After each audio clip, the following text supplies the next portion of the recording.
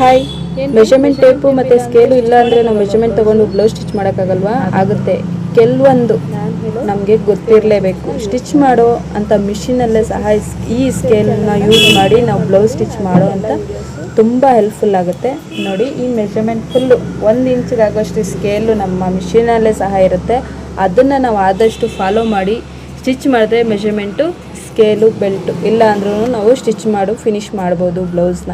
ಮತ್ತು ಇನ್ನೊಂದು ಏನಪ್ಪ ಅಂದರೆ, ಕೆಲವ್ರಿಗೆ ಗೊತ್ತಿರಲ್ಲ.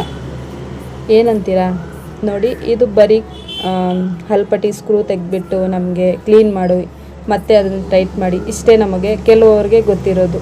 ಇನ್ನೂ ಕೆಲವ್ರನ್ನ ನೋಡಿ, ಇದನ್ನು ಫಾಲೋ ಮಾಡಬೇಕು. ಇದರಲ್ಲಿ ಏನು ಮಾರ್ಕಿಂಗ್ ಕೊಟ್ಟಿದ್ದಾರೆ, 1 ಇಂಚದ ಅಂತರ ನಮಗೆ 1/4 ಇಂಚಷ್ಟು, ಅರ್ಧ ಇಂಚಷ್ಟು, 3/4 ಇಂಚಷ್ಟು, 1 ಇಂಚಷ್ಟು ಅಂತ ಹೇಳ್ಬಿಟ್ಟು ಆ ಏನು ಪ್ಲೇಟ್ ಕೊಟ್ಟಿರ್ತಾರೆ ಅದರಲ್ಲೇ ನಮಗೆ ನೀಟಾಗಿ ಕೊಟ್ಟಿರ್ತಾರೆ. ನಾವು ಆ ಗೈಡ್ಲೈನ್ನ ಫಾಲೋ ಮಾಡಿದ್ದೀವಂದರೆ ನಮ್ಮ ಸ್ಟಿಚಿಂಗು, ಕ್ಲಾತು, ಮೆಷರ್ಮೆಂಟ್ ತೊಗೊಳ್ಳೋದು ನೀಟಾಗಿ ನಮಗೆ ಸ್ಟಿಚಿಂಗ್ ಬರೋವಂಥ ಸಹಾಯ ಮಾಡುತ್ತೆ.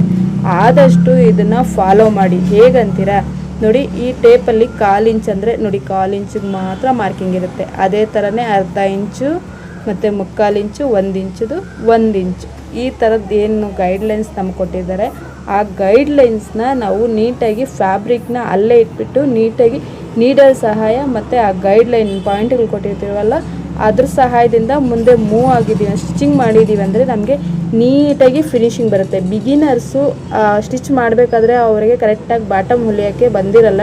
ಈಗ ಎಕ್ಸಾಂಪಲ್ ಡ್ರೆಸ್ ಹೊಲಿತೀವಿ ಅಂದರೆ ನಾವು ಬಾಟಮ್ ಸ್ಟಿಚ್ ಮಾಡಬೇಕಾಗುತ್ತೆ ಸ್ಲೀವ್ಗೆ.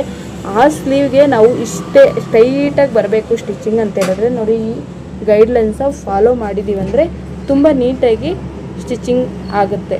ನಾನು ಇದನ್ನೇ ಫಾಲೋ ಮಾಡೋದು, ತುಂಬ ನೀಟಾಗಿ ಫಿನಿಶಿಂಗ್ ಬರುತ್ತೆ. ನೀವು ಇದನ್ನು ಫಾಲೋ ಮಾಡಿ.